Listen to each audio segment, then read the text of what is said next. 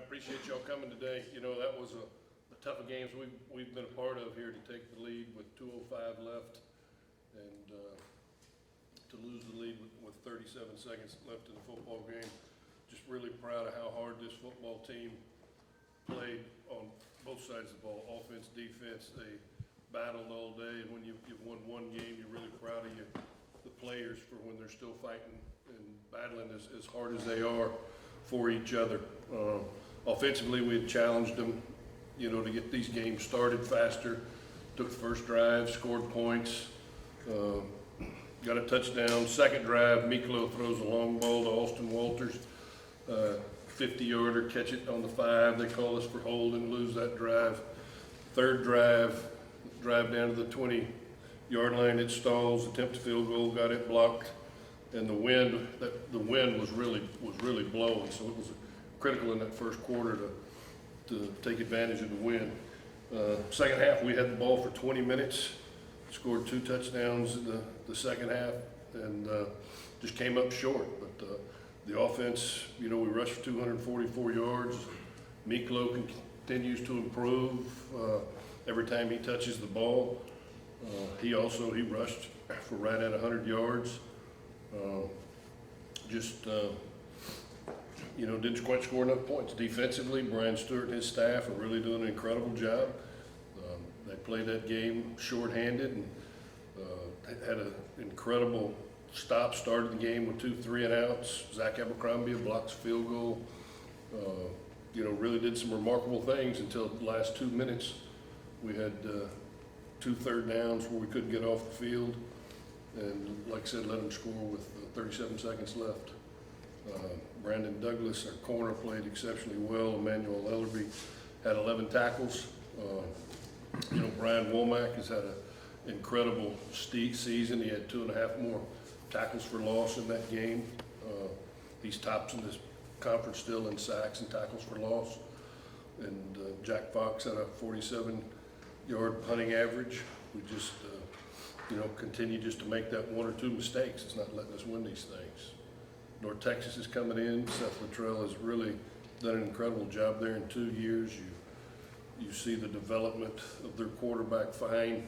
He's the guy that makes it all go. He's got incredible touch on the football, and they challenge you vertically. They use the whole field. Got a big, nice offensive line, probably the best receivers in the conference. And they're averaging 38.2 points a game, and defensively very aggressive. And we'll have a challenge on senior day, and we've, you know, had some great seniors here, and it'll be a sad time. This will be the last time they'll ever get to wear that blue Rice Owl jersey. It's always an emotional day for us. Any questions? Coach, can you just give us your feeling right now? I mean, it hasn't been the season you wanted. The players have battled for you. Just, you know, how are you feeling right now?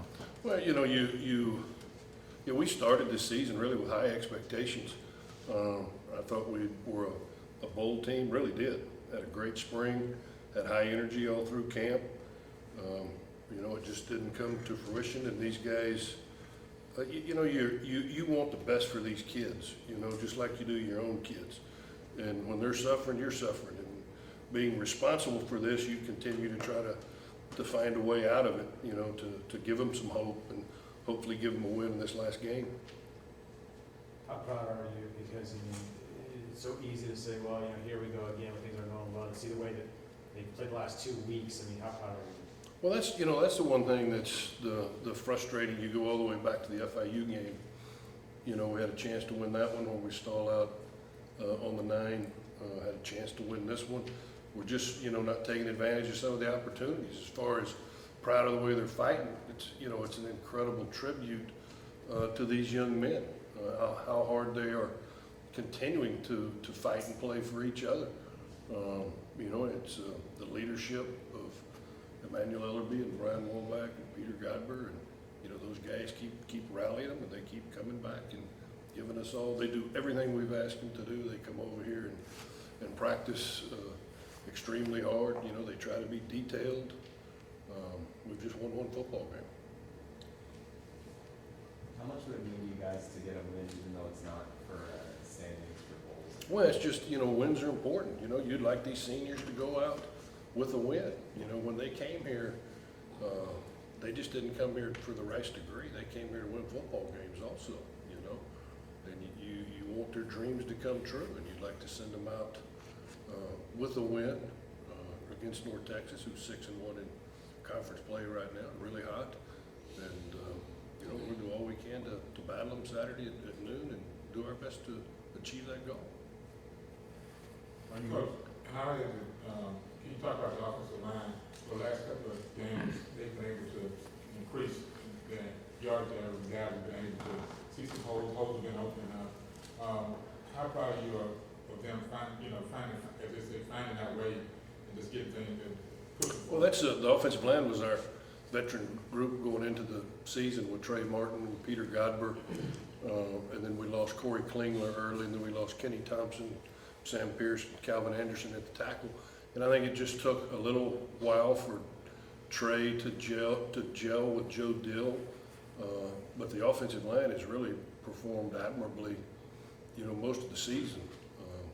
Just having those seniors and juniors in there, and it was Sam and Calvin's third year also to both started juniors. So it was, unfortunately earlier in the year it wasn't the offensive line, it was just turnovers and having young quarterbacks. Are you personally approaching this week any differently from past weeks? No, we're going to keep working hard, and we'll come over here and do the best we can do for these kids, and the coaches are all the same way. It's going to be high effort, high energy, and we're going to do the best we can. Other than it's an emotional time Friday night when you talk to the seniors, that it's emotional before the game when you watch the seniors down there with their parents.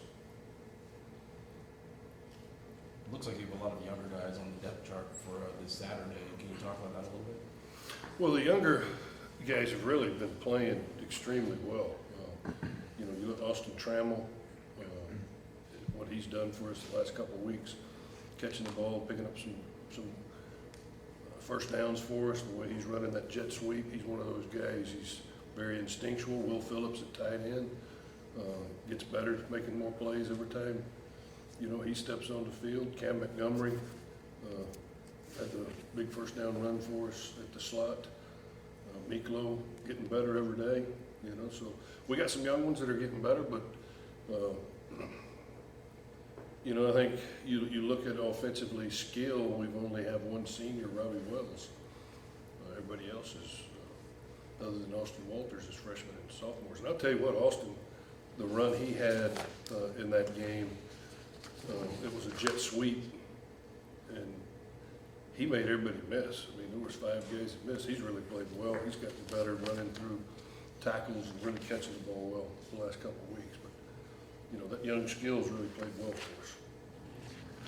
How hard is it for you to just, as a coach, you kind of train yourself over the years, so you just stay in the moment, not to think about what's next? I mean, is that? I'm completely, I do. I get out of bed every day, and you don't worry.